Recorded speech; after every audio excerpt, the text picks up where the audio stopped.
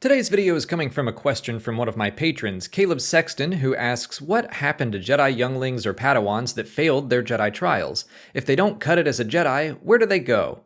The answer is basically the same in both canon and legends, although for canon it's coming from role-playing and reference guides. I prefer to find answers in story material, but this is what we've got, and since it holds true in legends as well, I don't see this being overwritten for any reason. Most Padawans who failed to pass their trials chose to return to their homes, and they were fully allowed to do that. That's gotta be weird to return to a family you haven't seen for 20 or so years and then try to live a normal life, but that's what most of them did. However, there was another option. They were also allowed to be reassigned to the Jedi Service Corps. In the Service Corps, they would still be considered part of the Jedi Order. They were still able to serve their peers and the Republic, but they weren't allowed to carry a lightsaber, and they were not referred to as knights or masters.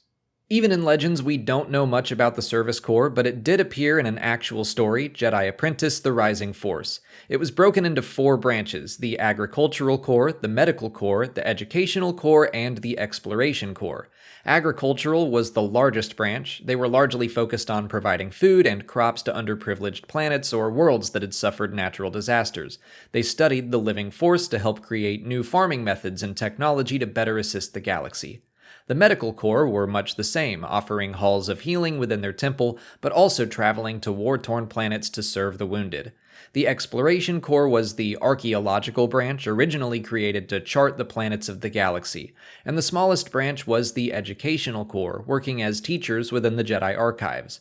To be clear, that doesn't mean that every member of the Service Corps had failed to complete their Jedi trials. Ranking members of the Order could also choose to join any of the 4 branches. For example, Jocasta Nu was a Jedi Master who worked as the Chief Archivist. So that answers the bulk of Caleb's question, but they also asked if Palpatine ever turned any Jedi who flunked their trials over to the dark side.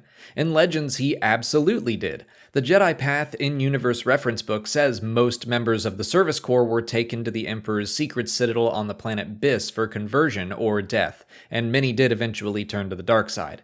I can absolutely see that being true in canon as well. The Grand Inquisitor was a full-fledged member of the Jedi Temple Guard, so he didn't fail his trials, but he did crave knowledge that was forbidden to him. I could see a similar kind of resentment in some members of the Service Corps. The question is more if Palpatine saw potential in them as Inquisitors or for some other role. If they had failed their trials, he might pass them over, but who knows? Given the right motivation in the dark side, tapping into that resentment and anger could be powerful. But yeah, I hope that answers your question, Caleb. If you have any Star Wars questions yourself, leave them in the comments and I might do a video on them. If you haven't already, please like this video, subscribe to the channel, follow us on Twitch, Twitter, Instagram, and Facebook, and consider checking out our Patreon page. As always, thanks for watching, and may the Force be with you.